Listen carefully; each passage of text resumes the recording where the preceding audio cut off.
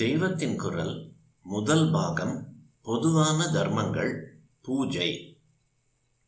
தென்புலத்தார் தெய்வம் என்று குரல் சொல்வதில் இரண்டாவதான தேவ காரியத்துக்கு வருகிறேன். ஒவ்வொரு குடும்பத்திலும் ஈஸ்வர பூஜை நடக்க வேண்டும். சௌகரியப்பட்டவர்கள் விஸ்தாரமான பூஜைகளை எடுத்துக்கொண்டு செய்யலாம்.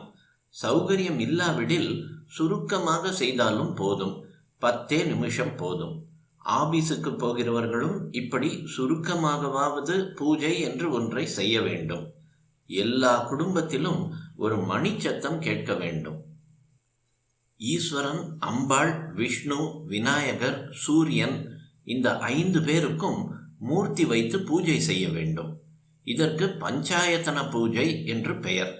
அங்கங்களோடு விக்கிரகங்களாக இல்லாமல் இந்த 5ஐயும் இயற்கையாகவே கிடைக்கும் 5 வஸ்துக்களில் ஆவாகனம் செய்து பூஜை செய்வது ஒரு சம்பிரதாயம். இவற்றில் ஈஸ்வரனுக்குரிய பானலிங்கம் நர்மதை நதியில் ஓம்கார குண்டத்தில் கிடைக்கிறது. அம்பிகையின் ஸ்வரூபமான ஸ்வர்ணமுகி சிலா என்ற கல் ஆந்திராவில் ஸ்வர்ணமுகி ஆற்றில் கிடைக்கிறது. அது தங்க ரேக் ஓடிய கல். விஷ்ணுவின் வடிவமான சாள கிராமம் நேபாளத்தில் கண்டகி நதியில் அகப்படுகிறது. சூரியனுக்குரிய ஸ்படிகம் தஞ்சாவூரில் வல்லத்துக்கு பக்கத்தில் கிடைக்கிறது. விநாயகருக்கு உருவான சோணபத்ரக்கல் கங்கையிலே கலக்கிற சோன் என்பார்கள், நதியில் அகப்படுகிறது. ஆக இந்த 5ஐயும் ஓரிடத்தில் வைத்தால் இந்த தேசம் முழுவதையுமே ஒன்று சேர்த்து வைத்தது போல் ஆகும். இந்த 5இல் ஒன்றுக்காவது கண், மூக்கு, காது இல்லை. எனவே இடுக்குகளில் அழுக்கேறுவது கிடையாது. அபிஷேகம் செய்து துடைக்க நாழியே ஆகாது. எல்லாம் சின்ன சின்ன கற்கள். எல்லாமாக சேர்ந்தாலும் கொஞ்சம் இடத்தை தான் அடைத்து கொள்ளும். பெரிய பூஜா மண்டபம் கூட தேவையில்லை. ஒரு சின்ன சம்புடத்தில் போட்டு வைத்து விடலாம். ஆவாகனம் பண்ணி 4 உத்ரணி தீர்த்தத்தில் அபிஷேகம் பண்ணி சந்தனம், குங்குமம், அக்ஷதை வைத்து அர்ச்சனை செய்து நைவேத்தியம் காட்டலாம். வெளியூருக்கு போகும்போது கூட 10 நிமிஷம் இப்படி பூஜை செய்வதில் சிரமம் இல்லை. வெளியூரில் அர்ச்சனைக்கு பூ கிடைக்குமா என்று கவலைப்பட வேண்டாம். வில்வத்தையும் துளசியையும் உலர்த்தி வைத்து கையில் எடுத்து போனால் ஈஸ்வரனையும் விஷ்ணுவையும் அதனாலேயே அர்ச்சிக்கலாம். மற்றவர்களுக்கு அக்ஷதையால் அர்ச்சனை செய்யலாம்.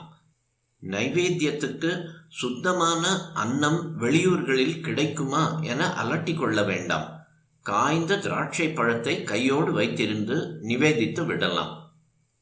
5 மூர்த்திகள், துளசி, வில்வ, பத்திரங்கள், திராட்சை, அக்ஷதை இந்த எல்லாவற்றையுமே கையடக்கமாக ஒரு சம்புடத்தில் போட்டு வைத்து கொண்டு விடலாம்.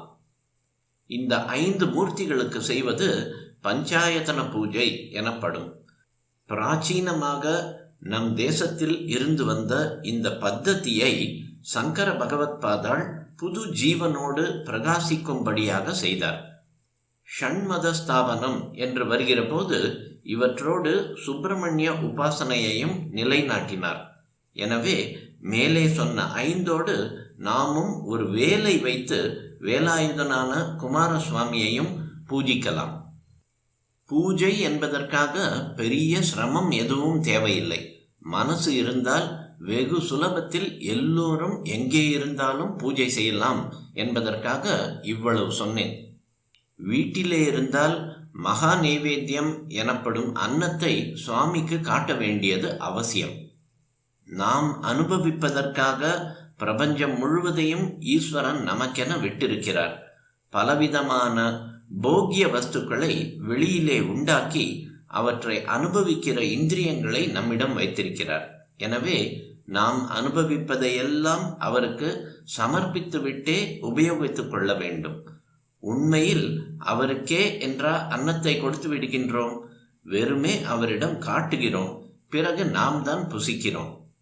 நைவேத்தியம் செய்தால் சுவாமி எங்கே சாப்பிடுகிறார் என்று சிலர் கேலியாக கேட்கிறார்கள்.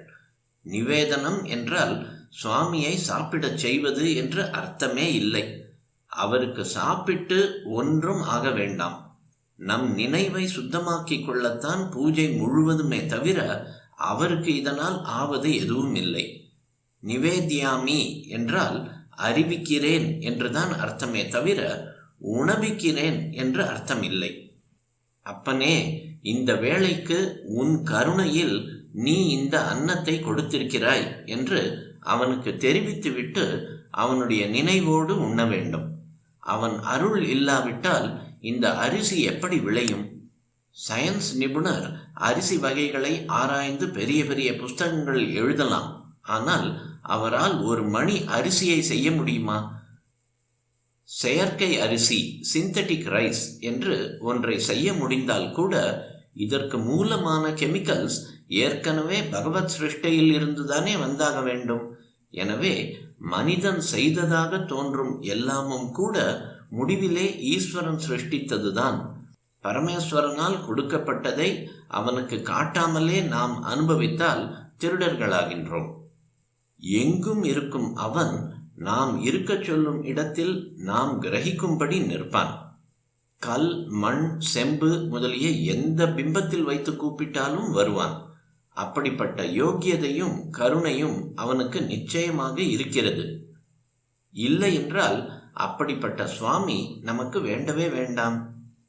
அவனை பூஜை என்று வைத்து ஒவ்வொரு குடும்பத்திலும் கூப்பிட்டு அவனால் கொடுக்கப்பட்டதை உபயோகிக்கிறோம் என்று அன்றாடம் அறிவிக்க வேண்டும். இப்படி செய்து வந்தால் ஈஸ்வரனுக்கு நிவேதனமாக அர்ப்பிக்கத்தக்கதை தவிர வேற எதையுமே நாம் உபயோகிக்க கூடாது என்ற பக்குவம் நாளடைவில் உண்டாகும். நல்லவர்கள் ஆவோம்.